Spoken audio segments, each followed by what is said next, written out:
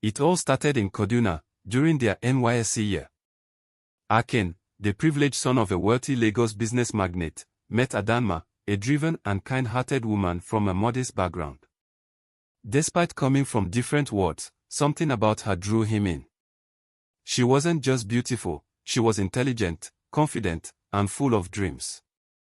Adanma, on the other hand, was surprised by Akin's humility. He wasn't like the arrogant rich kids she had encountered before. Their love grew steadily.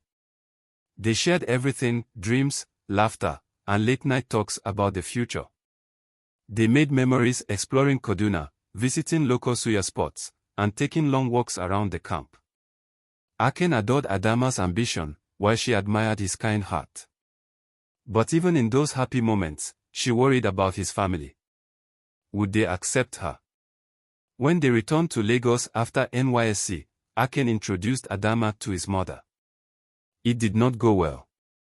Mrs. Martins was unimpressed. She believed her son deserved someone from a more elite background, not a working-class girl. "She's beneath you," she told Akin. But he didn't care. He loved Adanma, and that was all that mattered. Adanma found out she was pregnant. A part of her was scared, but she was mostly excited to share the news with Akin. Before she could tell him, she received the worst news of her life: Akin had been in a serious accident. His condition was critical, and he was being flown abroad for treatment. The accident left Akin paralyzed from the waist down. His mother took full control, ensuring he received the best medical care overseas. She also seized the opportunity to cut off Adanma completely. Calls were blocked, messages ignored. Adanma was heartbroken, confused, and abandoned. Had Akin given up on her? Months turned into years. Adanma gave birth to a son, Junior, and raised him alone in Lagos. She struggled but refused to give up. She built a career in corporate finance, climbed the ladder, and provided the best life she could for Junior. But deep down, she still wondered, why had Akin abandoned her? Had he even survived? Adanma knew she couldn't waste her life waiting. She focused on her career and raising Junior, shielding him from the pain of an absent father. But every now and then, she would see Junior staring at the picture of Akin on her phone. He never asked, but she knew the questions were there. Akin was back in Lagos, but life was different. Confined to a wheelchair, he had adjusted to his new reality. He was now a partner in his father's thriving real estate empire, but something was missing: peace. He often wondered what had happened to Adanma, though his mother's version of events told him she had moved on without a second thought. Adanma had made something of herself. She was now a respected finance executive and in a serious relationship with David, a rising fintech entrepreneur. He adored her and treated Junior like his own. But deep inside, there was still a small space that belonged to Akin.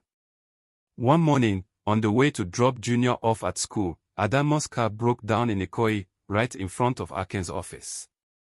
Frustrated, she stepped out, only to freeze when she saw him. Sitting in his wheelchair, waiting for his car, Akin's eyes widened in shock. Neither of them spoke at first. It was as if time had stopped. Akin's heart pounded. He hadn't seen her in 6 years. "Adanma." His voice cracked. She swallowed hard. "Akin." As they tried to catch up, Junior stepped out of the car. He saw them together and his sharp mind kicked in. "Mommy, is that my daddy?" The question hit like a thunderclap. Adanma took a deep breath and nodded. "Yes, Junior. This is your father." Akin looked like he had been struck by lightning. His son. He had a son. Akin went straight home and confronted his mother. "You lied to me. You made me believe she left me." For the first time, Mrs. Martins had nothing to say. The guilt was written all over her face. Mrs. Martins secretly arranged a paternity test. When the results confirmed that Junior was indeed Akin's son, she changed her tune overnight. Suddenly, Adanma was good enough. The woman who once rejected Adanma now invited her over for dinner, praised her strength, and subtly hinted at a reconciliation. But Adanma knew better than to trust easily. Akin wanted to make up for lost time. He spent time with Junior, who took an instant liking to him.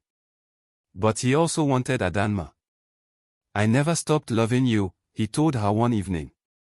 Adanma's heart skipped a beat, but she had a life now.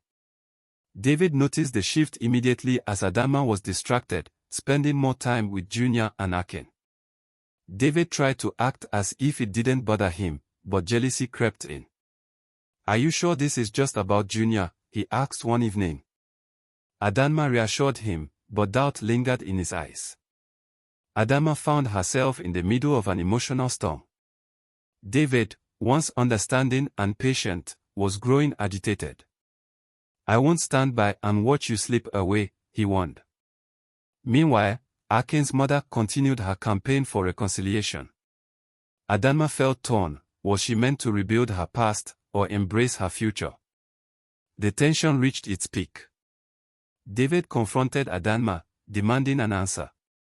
"Are you still in love with him?" he asked, his voice heavy with frustration.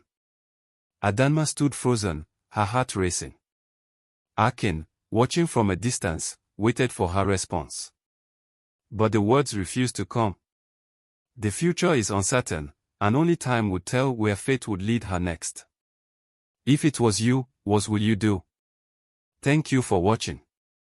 Please like, comment and subscribe.